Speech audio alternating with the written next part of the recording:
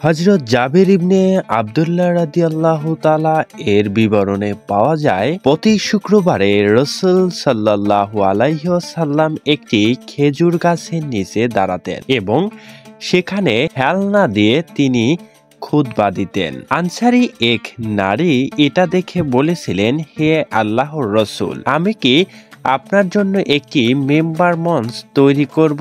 নারীর প্রশ্নের জবাবে নবী করিম সাল্লাল্লাহু আলাইহি ওয়াসাল্লাম বলেন, আপনি চাইলে সেটি করতে পারেন। সাহাবায়ে কেরাম রাসূল আকরাম সাল্লাল্লাহু আলাইহি ওয়াসাল্লামের জন্য একটি মঞ্চ তৈরি করলেন। সবাই অবাক হয়ে লক্ষ্য করলেন, নবী করিম সাল্লাল্লাহু আলাইহি ওয়াসাল্লাম জুম্মার খুতবা দেওয়ার জন্য মেম্বারে ওঠার সময় খেজুর গাছটি শিশুর মতো কাঁদতে লাগলো। যে খেজুর গাছটির নিচে রাসূল আকরাম সাল্লাল্লাহু আলাইহি ওয়াসাল্লাম যেই খেজুর গাছের সঙ্গে হেলনা দিয়ে খুতবা দিতেন। হাদিসে বর্ণনা করা হয়েছে, কোন কোন সাহাবী গাছের কান্নাকে গর্ভবতী উটের কান্নার সঙ্গে তুলনা করেছেন। কোন কোন সাহাবী বর্ণনা করেছেন গাছটি বাচ্চাদের মতো কেঁদেছিলেন। জানা গেছে নবী করিম সাল্লাল্লাহু আলাইহি ওয়াসাল্লাম জায়গা পরিবর্তন করার কারণে মূলত সেই গাছটি কেঁদেছিল। নবী করিম সাল্লাল্লাহু আলাইহি ওয়াসাল্লাম মেম্বার থেকে নেমে গাছটির কাছে গেলেন। গাছটিকে তিনি এমনভাবে সান্ত্বনা দিতে লাগলেন যেন সেটি একটি শিশু। রাসূল সাল্লাল্লাহু আলাইহি ওয়াসাল্লাম গাছটিকে সান্ত্বনা দিচ্ছেন আর সাহাবীরা তাকিয়ে তাকিয়ে তা দেখছেন। রাসূল সাল্লাল্লাহু আলাইহি ওয়াসাল্লাম গাছটির কাদার কারণে এটি আল্লাহর জিকির কথা স্মরণ করছে। খুতবা দেওয়ার সময় সে তা শুনতে পারে না। রাসূল সাল্লাল্লাহু আলাইহি ওয়াসাল্লাম জায়গা পরিবর্তন করে মেম্বারে খুতবা দিয়েছেন বলে গাছটি কষ্ট পেয়েছেন, কারণ রাসূল আকরাম সাল্লাল্লাহু আলাইহি ওয়াসাল্লাম ওই গাছটিতে হেলনা দেবেন না বলে এর নিচে আর দাঁড়িয়ে থেকে খুতবা দেবেন না। এ কারণেই মূলত ওই খেজুর গাছটি বাচ্চাদের মতো করে কেঁদে উঠেছিল। এটা দেখে হতবাক সকল সাহাবীরা ফ্যাল ফ্যাল করে নবীর দিকে তাকিয়েছিল। জানা গেছে রাসূল আকরাম সাল্লাল্লাহু আলাইহি ওয়াসাল্লাম যিনি দুনিয়ার ও পরকালের একজন মহামানব। রাসূল আকরাম সাল্লাল্লাহু আলাইহি ওয়াসাল্লাম আদর করে দেওয়ার পর সেই খেজুর গাছটি মূলত কান্না বন্ধ করেন। আবু লাহাবের স্ত্রীর ডাকনাম ছিল উম্মে জামিল।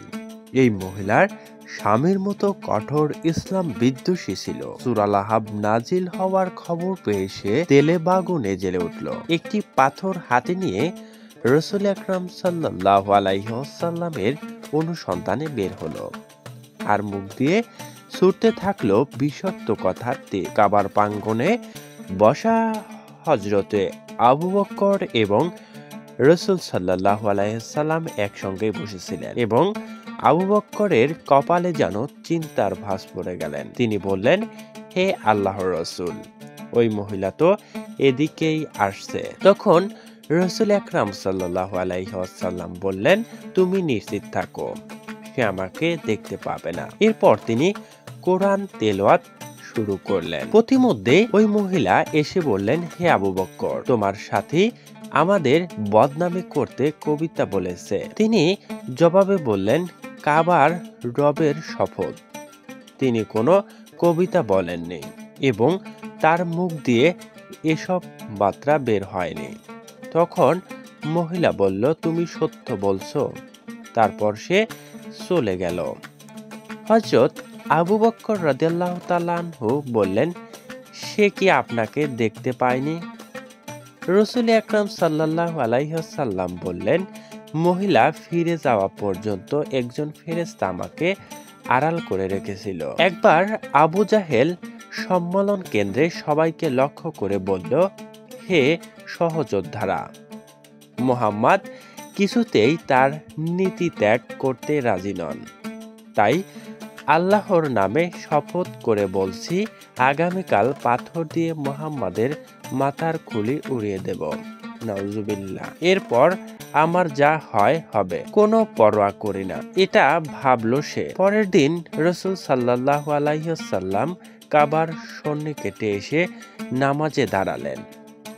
সুযোগ সন্ধানী আবু জাহেল শুরু করে পাথর নিয়ে নবীজির কাছে গেল। হঠাৎ তার হাত কাঁপতে লাগলো। পাথর হাত থেকে খসে নিচে পড়ে গেল। তার মুখ শুকিয়ে গেল।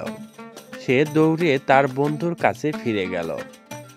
ওরা এগিয়ে এসে বলল, হে আবু হাকাম, তোমার কি হলো? কিংবদন্তি হয়ে যাচ্ছ কেন তুমি? তখন সে বলল, আমি যখন মুহাম্মাদের মাথার দিকে হাত বাড়ালাম তখন একটি আশ্চর্য চেহারার উট মুখ দিয়ে হা করে আমার দিকে ধাবিত হলো এবং আমাকে গিলে খেতে উদ্বুদ্ধ হলো। এমন ভয়ঙ্কর উট আমি আজ পর্যন্ত দেখিনি। এটা ছিল একটি মুজিজা। নবীজি সাল্লাল্লাহু আলাইহি সাল্লাম বলেন, তিনি ছিলেন জিবরাইল আলাইহিস সালাম। আবু জাহেল উগ্র আচরণ বলে উট তাকে আক্রমণ করত। রাসূল আকরাম সাল্লাল্লাহু আলাইহি সাল্লাম মদিনায় হিজরত করে কয়েকটি গর্তের সাথে শান্তি চুক্তি করেন। ওই সব গর্তের মধ্যে বানু নাজির ছিল অন্যতম। হযরত ইবনে উমাইমা দায়রি রাদিয়াল্লাহু তাআলা কর্তৃক বীরে মাউন প্রতিশোধ বশত ভুলক্রমে বানু আমের গর্তে দুজনকে হত্যা করেন। তখন রাসূল সাল্লাল্লাহু আলাইহি সাল্লাম চুক্তিবদ্ধ বানু নাজিরের কাছে গেলেন। তারা প্রকাশ্যে চাঁদা আদায়ের সম্মতি জানিয়ে গোপনে মহানবীকে হত্যার পরিকল্পনা করলেন। ওমর ইবনে জাহাশ হতে ছাদের ওপর থেকে পাথর ফেলে নবীজিকে হত্যার একটি পরিকল্পনা আঁটল। তৎক্ষণাৎ ওহীর মাধ্যমে বিষয়টি অবগত হয়ে নবী করিম সাল্লাল্লাহু আলাইহি সাল্লামকে জানানো হয় এবং নবী করিম সাল্লাল্লাহু আলাইহি সাল্লাম মদিনায় চলে আসেন। পরে হযরত আবু বকর রাদিয়াল্লাহু তাআলা ও হযরত ওমর রাদিয়াল্লাহু তাআলা অন্যান্য সাহাবীরা মদিনায় ফিরে আসেন। তাদের হত্যার পরিকল্পনার কথা শোনেন। তখন আল্লাহর রাসূল সাল্লাল্লাহু আলাইহি সাল্লাম ওদের উপর আক্রমণের প্রস্তুতি নিতে বললেন। তারা অবরুদ্ধ অবস্থায় মুনাফিকদের অবরোধ নতুন আলোচনা বসার বাহাল ও আবারও হত্যার পরিকল্পনা করেন। বারংবার তাদের বিশ্বাসঘাতকতা ও ষড়যন্ত্রের কারণে রাসূল সাল্লাল্লাহু আলাইহি সাল্লাম হামলার নির্দেশ দেন। শেষ পর্যন্ত ইহুদীরা হিরায় গিয়ে দেশ ত্যাগ করতে বাধ্য হয়। খায়বার বিজয়ের পর রাসূল সাল্লাল্লাহু আলাইহি সাল্লাম সেখানে কিছুদিন অবস্থান করেন।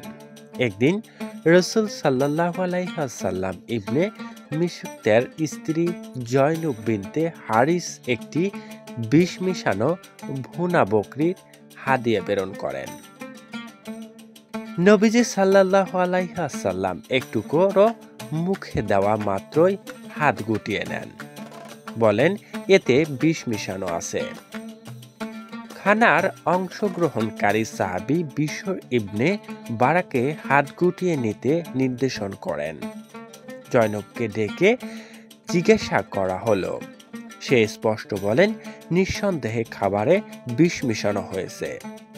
আপনি যদি সত্যকারের নবী হয়ে থাকেন তাহলে মহান আল্লাহ আপনাকে অব্যাহত করবেন, আর যদি মিথ্যা নবী হয়ে থাকেন তাহলে মানুষ আপনার থেকে পরিত্রাণ পাবে। খানায় অংশগ্রহণকারী সাহাবী ইন্তেকালের দায়ে তাকে মৃত্যুদণ্ড দেওয়া হয় অথবা প্রকাশ্যে ইসলাম গ্রহণ করে সে ক্ষমা পেয়ে যায়। মক্কার কাফেররা যখন দেখল মদিনায় হিজরত করা সাহাবীদের সংখ্যা বেড়ে চলছে তখন কাফের সমাজ দারুন নদওয়াত পরামর্শ সভার বসল। শয়তান সেখানে শাওয়ের নাজদির পরিচয় দিয়ে অংশগ্রহণ করল। কেউ একজন মুহাম্মাদকে কোনো বদ্ধ কুঠরিতে আটকে রাখার পরামর্শ দেন তিনি। আবার কেউ দেশ থেকে বহিষ্কার করার প্রস্তাবও পেশ করেন। কিন্তু ছদ্মবেশী শাখায়নের নজদি যুক্ত দেখিয়ে সকলকে নাচক করে দিল।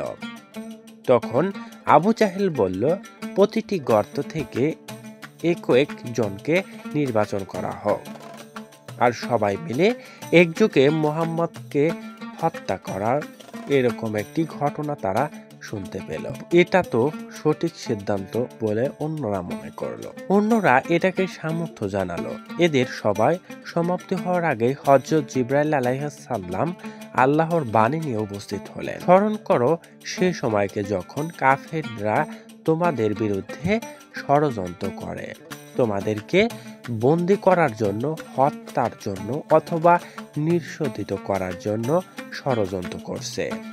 আর আল্লাহর কৌশল করেন। আল্লাহ কৌশলকারীদের মধ্যে শ্রেষ্ঠ।